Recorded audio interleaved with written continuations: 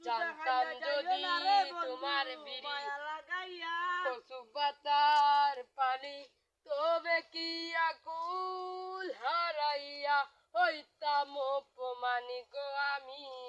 জানতাম যদি তোমার বিড়ি কচু পাতার পানি